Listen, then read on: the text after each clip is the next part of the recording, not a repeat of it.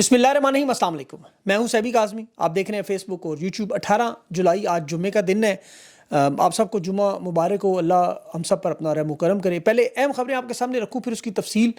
تحریک انصاف نے عمران خان کے بیٹوں کو پشاور لانے کی، پشاور ایئرپورٹ کے ذریعے وہاں لینڈنگ اور وہاں سے پورے پاکستان میں تحریک کو بڑے لیول پر موبلائزیشن کی مہم شروع کی۔ ان کی موبلائزیشن میں تیزی بھی آئی، آگہی مہم شروع ہو چکی ہے۔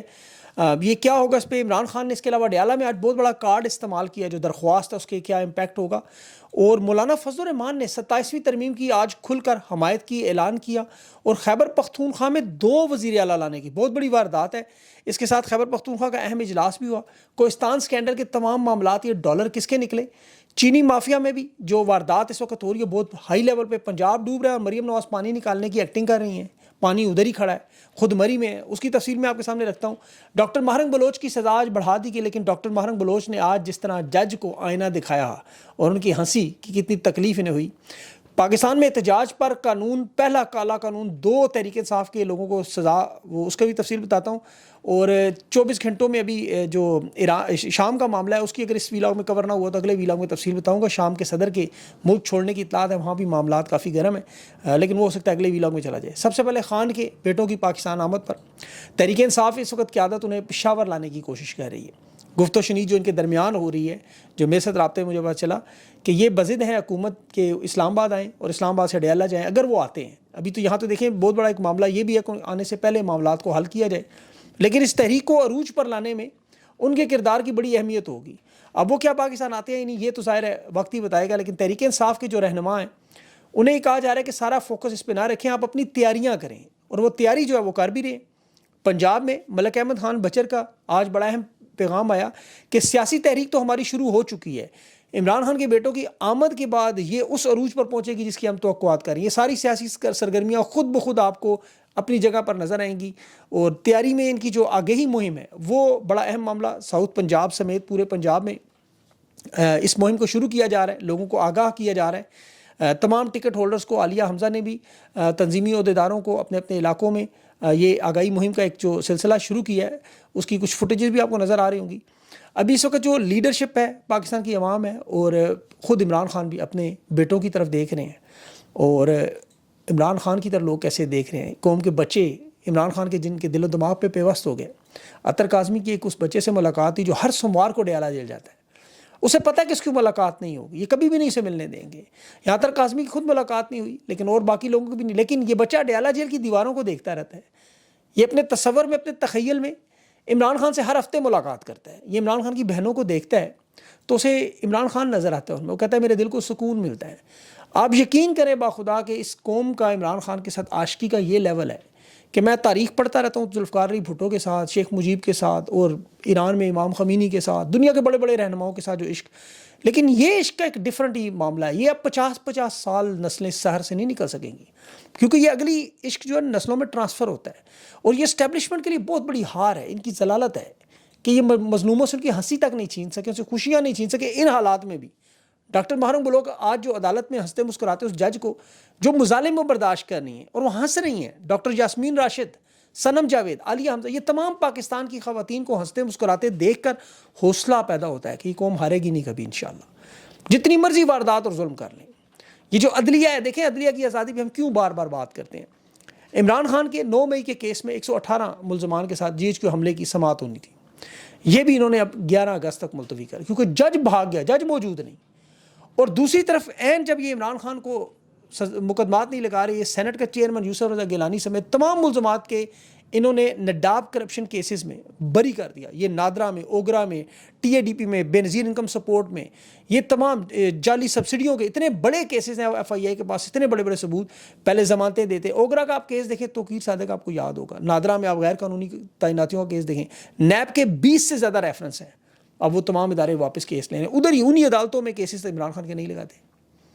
خان نے آج پھر یہی کیا، آج عدالت سے ججز سینیورٹی پہ خان نے درخواست ڈالی ہے، اور اس پہ صدر کو زرداری کا، دیکھیں عدالتی تشریحات میں ایک رسمی سربراہ، صدر رسمی سربراہ ہے، وہ تشریح نہیں بنتی کہ وہ ہائی کورٹ سے کسی کو منتقل کرے، ٹرانسفر کرے بغیر مشاورت کے، اور آئینی بینچ کو تو اختیار ہی نہیں کہ صدر کو طاقت دے دیں، اندازہ کریں کہ سینیورٹی آپ کریں گے۔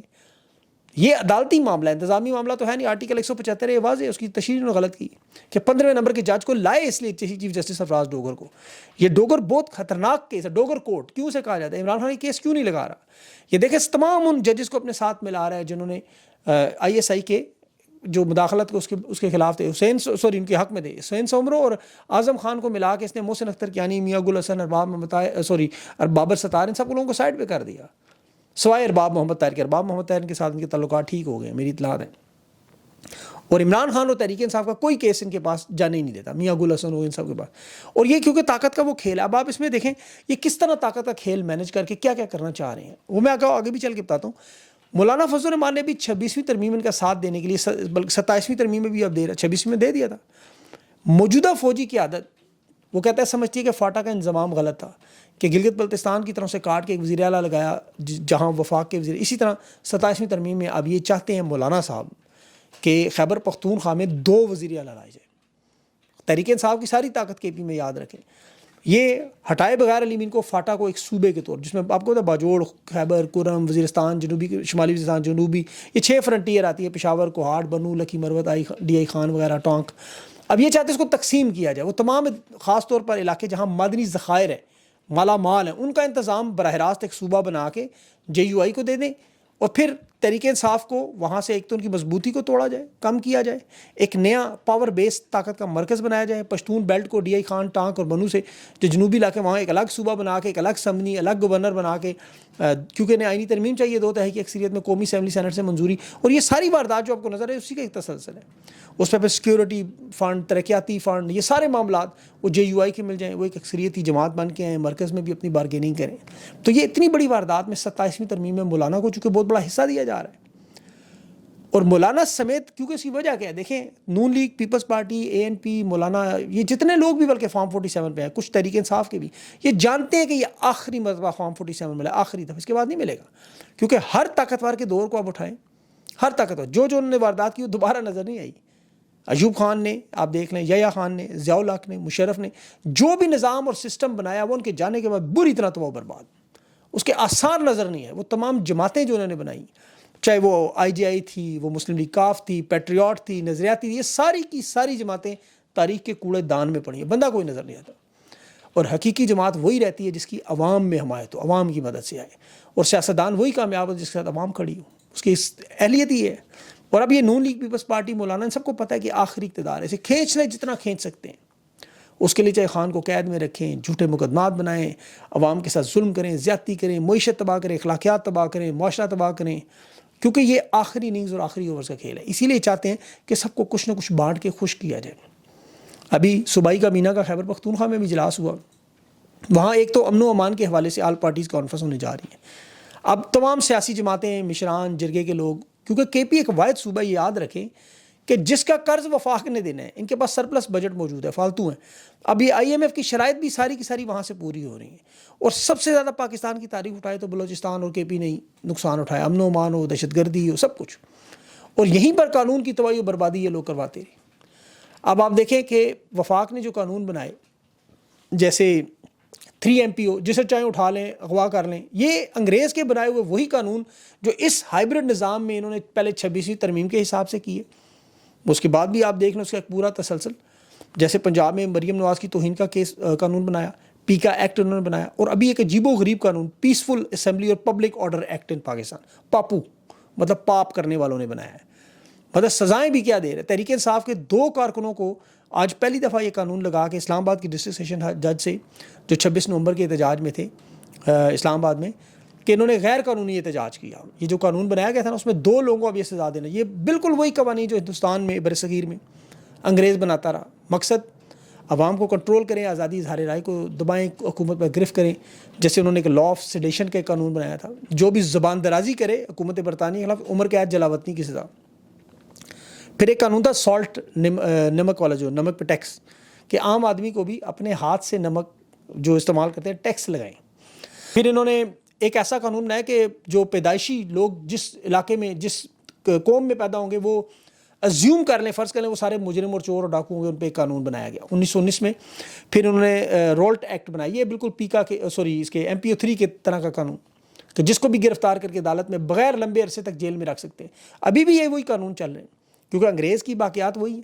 خاص طور پر پنجاب میں یہ مریم نواز صاحبہ جو رنگ برنگی قانون بناتی رہتی ہے, وہاں ایم پی او کے تحت دیکھیں نا, لوگوں کو اٹھا کے جب بھی دل چاہے تحریک انصاف کو جہاں چاہے اٹھا کے اندر ڈال لیں, جس مرضی جیل میں ڈال دیں. کیوں انگریزوں نے بھی یہی کام کیا تھا. انہوں نے عدالتوں کو کنٹرول کیا, قانون بنائے. آج پاکستان میں وہی 26ویں ترمیم بہت بڑی واردات ہے. ابھی خیبر پختونخوا اور گلگت بلتستان اور بلوچستان میں بھی سیاسی ورکر, ابھی ایک نوجوان سرفراز نگری کو میں دیکھ رہا تھا, اس کی پوسٹ بغاوت اور غداری کا مقدمہ. اب اس سے ہو کیا رہا ہے, نوجوانوں میں نفرت پیدا ہو رہی ہے. محرم بلوچ آج جب وہ جج کے سامنے پیش ہوئی عدالت میں تو اس نے جج کے منہ پر کہا, اس سے زیادہ شرم کیا ہوگا کہ جج کو کہہ رہی کہ تم لکھا ہوا فیصلہ جو ملا ہے وہی پڑھو گے, بات میری سن لو, اور پھر اس کے بعد قانون کی ناانصافی, زیادتی, ظلم اور جبر. عدالت کے اندر آنکھوں میں آنکھیں ڈال کے ساری بتائی. دلیر خاتون جس سے ہر روز یہ مذمت مانگتے ہیں ہر واقعے کی, اس کے والد کی مسخ شدہ لاش اس کے اکاؤنٹ پہ پڑی ہے, کبھی کسی نے مذمت اس کی نہیں کی. آج بھی محرم بلوچ کا 15 دن کا مزید ریمانڈ پولیس کے حوالے کا. پہلے خصوصی عدالت نے 10 دن کا ریمانڈ دیا تھا اور وہ بھوک ہڑتال پہ تھے, لیکن ان کا دیکھیں حوصلہ ہنس رہی تھی آج جج کے سامنے بھی. ان عدالتوں پر دیکھیں اسی لیے اعتماد کوئی نہیں کرتا. اڈیالہ جیل کے جو سپرنٹینڈنٹ نے ریلیز کی, آپ صرف اس ریلیز کو پڑھ لیں کہ جس میں عمران خان کا وہ نام لکھنے کی جرت نہیں کر سکتا. اوریا صاحب بیوروکریٹ بھی رہے ہیں, آپ کو پتہ, ان کو جیلیں بھی انہوں نے کاٹی ہیں, ان معاملات کو جانتے ہیں. انہوں نے بڑی زبردست بات کی کہ پاکستان کی کسی بھی جیل میں 2 گھنٹے کی واک کا سسٹم ہی موجود نہیں ہے, تو وہ اڈیالہ جیل کا لکھ رہے جی 2 گھنٹے واک کرتے. اب اس کا نقصان دیکھیں کیا ہو رہا ہے. آپ اس موجودہ نظام میں پاکستانیوں کا نقصان کیا ہو رہا ہے. آپ کو میں ایک چھوٹی سی مثال دیتا ہوں, سمجھ آ جائے گی. یہ جو امریکی ڈالر ہے پوری دنیا میں کرنسیوں کے حساب سے بہت بری طرح گرا ہے. یورو کے حساب سے آپ دیکھ لیں, اب پچھلے 5 سال میں اس کی کرنسیاں اٹھائیں, 4 سال میں, تو آپ کو اندازہ ہوگا اس کے گرنے کا پاکستان کو فائدہ ہونا چاہیے تھا کہ یہاں کرنسی مضبوط, لیکن الٹا ڈالر مضبوط پاکستان میں ہو. یہ دنیا کا واحد ملک ہے کہ جہاں 278 کا ڈالر جو تھا 285 تک پہنچ گیا, یعنی 3-3.5% میں اضافہ ہو گیا. اگر یہ ڈالر دنیا میں اپنی قدر نہ کھوتا تو یہ آج 330 کا پاکستان میں ہونا تھا. اور پھر ڈالر کے بڑھنے سے پیٹرول کی قیمت جو ہے 294 ہونی تھی. اب آپ عمران خان کے دور میں دیکھیں, یہ پاکستانی کو سمجھانے کے لیے کہ پیٹرول 145 کا ملتا تھا, وہ آج کے ڈالر کے حساب سے 233 کا ہونا چاہیے تھا, اور 272 کا مل رہا ہے آپ کو. عمران خان کے دور میں ڈالر انتہائی مضبوط تھا, پاکستانی کرنسی کمزور تھی شروع سے, جو 2018 میں ملی. لیکن آج جو فائدہ ہونا چاہیے تو الٹا نقصان ہو رہا ہے. تیل کی قیمتوں میں بھی پوری دنیا میں 40% کمی ہوئی ہے, جو تاریخ میں پچھلے 3 سال میں سب سے زیادہ کمی. لیکن آپ پاکستان میں سب سے مہنگا ترین پیٹرول خرید رہے ہیں کیونکہ حکومت ٹیکسز اتنے لگاتی ہے کہ سارے کا سارا نظام اس پیٹرول کے ٹیکسز پہ چل رہا ہے. اور اس کا سارا نقصان جو ہے پاکستان کی غریب عوام کو, 24 کروڑ لوگوں کو, جو قدرتی آفات میں بھی انتظار کرتے رہے ہیں حکومت ہماری مدد کرے گی.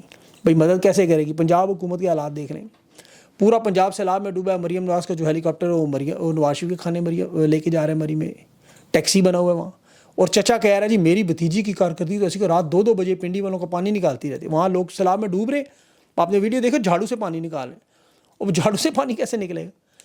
اب بہرحال یہ پیٹرول میں نہیں, صرف آپ اس میں دیکھ لیں انڈیپینڈنٹ پاور پرووائڈرز کا کیس اٹھا لیں, آل شریف خاندان کا کوئی یہ شوگر مل کا آپ اسکینڈل اٹھا لیں. آپ کو پتہ ہے 50% پاکستان میں شوگر ملیں شریف خاندان, زرداری خاندان, جہانگیر ترین, چودھری فیملی اور ہمایوں اختر خاندان کی. ان کی 27 بڑی شوگر ملیں, یہ ساری شریف خاندان کی, زرداری اومنی گروپ کی, جہانگیر ترین کی, اور سب سے بڑھ کر یہ جو آپ کو پتہ ہے جنرل اختر رحمان, افغان جہاد کا ہیرو, ان کی ملیں ہیں شوگر کی, اندازہ کریں. خیبر پختونخوا میں بہرحال چینی کا ریٹ 165 روپے کلو کا نوٹیفیکیشن کیا ہے. پنجاب میں تو 206 میں مل رہی ہے باہر. اکتوبر تک کہہ رہے ہیں کہ 2 روپے ماہانہ کا اضافہ ہوگا. اب خیبر پختونخوا وسائل میں پنجاب کا آدھا بھی نہیں بنتا, یاد رکھیے گا. اور سب سے بہترین پرفارمنس ابھی تک اس صوبے کی ہے. پنجاب اور حکومت وفاق اور حکومت جو ہے پنجاب کی, یہ کوہستان کرپشن کا جو اسکینڈل تحریک انصاف پہ ڈالنے کی وجہ کیا ہے کہ بتائیں جی یہ تو ہماری طرح کرپٹ ہے. اب وہاں پہ جو کیس ہے وہ بتاتے نہیں, آپ کے اکاؤنٹنٹ جنرل جو ہے اے جی, اس کے اکاؤنٹ سے نکلا ہوا کوہستان کا یہ پیسہ جو کہ وفاق کے زیر اہتمام آتا ہے جی, صوبے کا خزانے کا تو اس کا تعلق ہی کوئی نہیں دور دور سے. اور یہ کیس بھی خود تحریک انصاف نے بنایا, شروع کیا, قانونی شکل دی, اپنا کردار اس میں ادا کیا. لیکن یہ ان کے صافی کہنے لو جی کے بی کی پر کرپشن آ گئی, لیکن وہ بتائیں گے نہیں یہ معاملہ کیا ہے. اچھا سینٹ کے معاملے میں بہت سے لوگ بات کریں کہ جی وہاں تحریک انصاف کے 92 لوگ موجود ہیں, تو 7 جنرل نشستوں میں سے انہیں کم از کم 5 تو مل جانی چاہیے تھی. پھر 2 خواتین کی 2 ٹیکنوکریٹ کی ہوتی تھی, ان کے 11 میں سے 9 ان کے ہوتے. وہ کہہ رہے ہیں جنہیں بلا مقابلہ نہیں پیچھے ہٹنا چاہیے تھا. لیکن میں نے جو تحقیق کی اس میں تحریک انصاف کے بہت سے لوگ بکنے کو تیار ہیں. تو انہیں پھر یہ 6 نشستیں بھی نہ ملنی چاہیے. اعتراض اس میں بالکل ٹھیک ہے کہ 6 میں سے 3 لوگ تو ظاہر اسٹیبلشمنٹ کے ہی نظر آ رہے ہیں.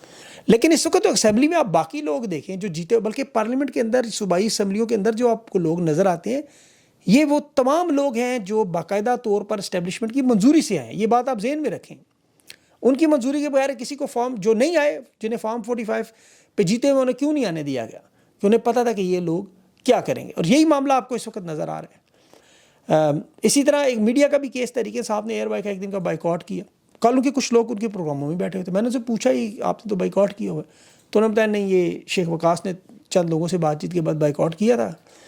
لیکن بائیکاٹ نے تب کرنا چاہیے جب گمشدہ مسنگ پرسن تحریک انصاف کے ان کے انٹرویوز کروانے والے چینلز میں, ان کے پروگراموں میں, ان اینکرز کا. اور ایئر وائی کا تو بائیکاٹ اسی دن سے بنتا تھا جس دن سے, میں نے تو خیر اس دن سے کہا ارشد شریف کی شہادت کے بعد انہوں نے بد کردار رول ادا کیا. اور مریم نواز تو بعد میں کہتی مائک اٹھاؤ, راحت بلیک میلر چینل کے ساتھ بیٹھے ہوئے, PSL کے دوران آپ نے تصاویر بھی دیکھی ہوگی. تو بائیکاٹ تو اس وقت بنتا تھا. بعد اس کے علاوہ شام کے حوالے سے بڑی اہم خبریں ہیں, وہ آپ کو پتہ ہونی چاہیے, وہاں جو 2 گروپوں کے درمیان ہو رہا ہے, لیکن وہ اگلے ویلاگ میں انشاءاللہ سٹارٹ میں آپ کو تفصیل سے بتاؤں گا. اپنا خیال رکھیں, مجھے اجازت دیں. اللہ حافظ.